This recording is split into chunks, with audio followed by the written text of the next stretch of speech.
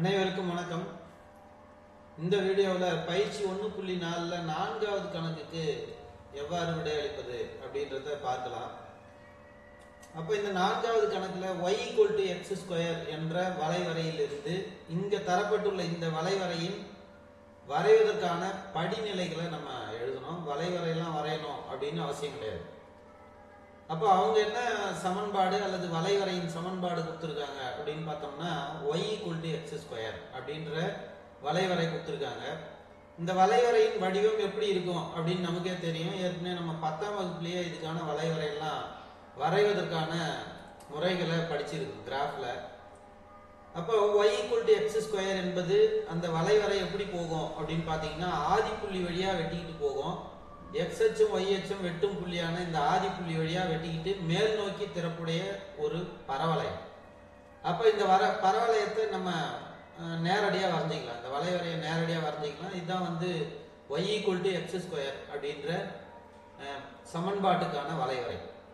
இந்த வளைவரையிலிருந்து இங்கே கேட்கப்பட்டுள்ள இங்க y = 3x - 1 2 + 1 5 அப்படின்ற இந்த வளைவரையை எப்படி வரையலாம் அப்படின்றத நம்ம அந்த படிகள் மட்டும் எழுதினா போதும். வளைவரைய வரைஞ்சி காட்டணும் அப்படின்னு அவசியம் இல்லை. இருந்தாலும் ரப் டயக்ராம சைடில் வரைஞ்சி பார்க்கலாம் வேணும்னா.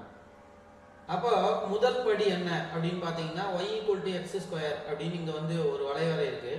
இந்த வளைவரையை நம்ம என்ன பண்றோம் அப்படின்னு பார்த்தீங்கன்னா வலது பக்கமா நகர்த்தும் பொழுது இந்த வளைவரையின் சமன்பாடு எப்படி மாறும், அல்லது இடது பக்கமா நகர்த்தும் பொழுது இந்த வளைவரை சமன்பாடு எப்படி மாறும் அப்படின்றதுலாம் நமக்கு ஏற்கனவே தெரியும்.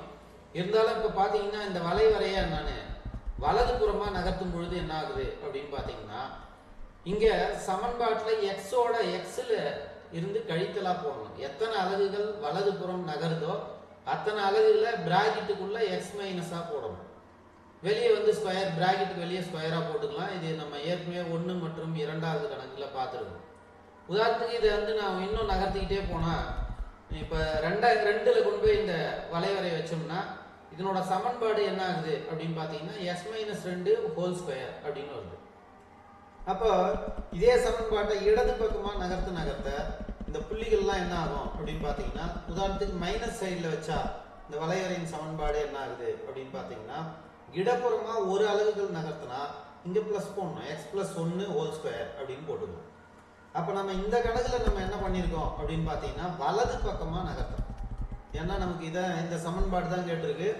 இங்க உள்ள நமக்கு பிராக்கெட்டுக்குள்ள x-1 அப்படின்னு வரணும் அப்படின்றதுனால இந்த வளைவரைய வலது பக்கமா 0ல இருந்து ஒரு அலகுகள் நகர்த்தும் பொழுது y = x-1² அப்படின்ற சமன்பாடு கிடைக்குது, அல்லது அந்த சமன்பாட்டுக்கான வளைவரை கிடைக்குது அப்படின்றத நம்ம 1வது படியா எழுதிக்கலாம்.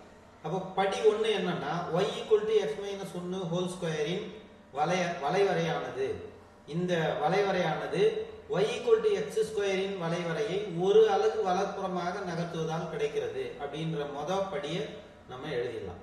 அடுத்ததா இந்த வளைவரையை மேல் நோக்கி நகர்த்தும் பொழுது பாத்தீங்கன்னா இந்த சமன்பாட்டோட எத்தனை அலகுகள் நகர்த்துறோமோ அத்தனை அலகுகளை பிளஸ் பண்ணிக்கணும். உதாரணத்துக்கு 3ல கொண்டு போய் இந்த வளைவரை வச்சா +3 அப்படின்னு எழுதிக்கலாம். அதே இந்த வளைவரையை அப்படியே நகர்த்திக்கிட்டே போயிட்டு 5ல வைக்கும் பொழுது தான் நமக்கு தேவையான சமன்பாடு கிடைக்குது.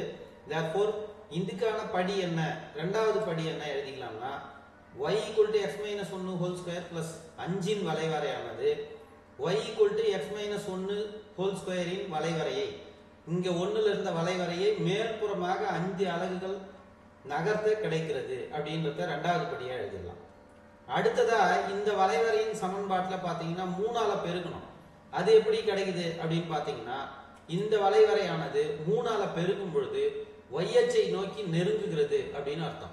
கொஞ்சம் விரிவடைந்து இருந்த இந்த பரவளையமானது 2 பக்கம் பாத்தீங்கன்னா சுருங்கி இருக்கு. அதாவது இங்கேயும் x அச்சு y அச்சு இருக்கிறது அர்த்தம் இந்த y அச்சை நோக்கி இந்த வளைவரை நெருங்குகிறது அப்படின்றத படி 3ஆ எழுதி முடிக்கலாம். அப்போ y = 3x-1² + 5 வளைவரையானது y = x-1² + 5 வளைவரையை y அச்சை நோக்கி நெருங்குவதால் கிடைக்கிறது அப்படின்ட்டு இந்த படிகள் மட்டும் எழுதினா போதும். வளைவரை வரையணும்னு அவசியம் இல்லை. அதனால இந்த கணக்குகளை சிறப்பான முறையில் பயிற்சி எடுங்க, சிறப்பான முறையில் ஆன்சர் பண்ணுங்க. வாழ்த்துக்கள்.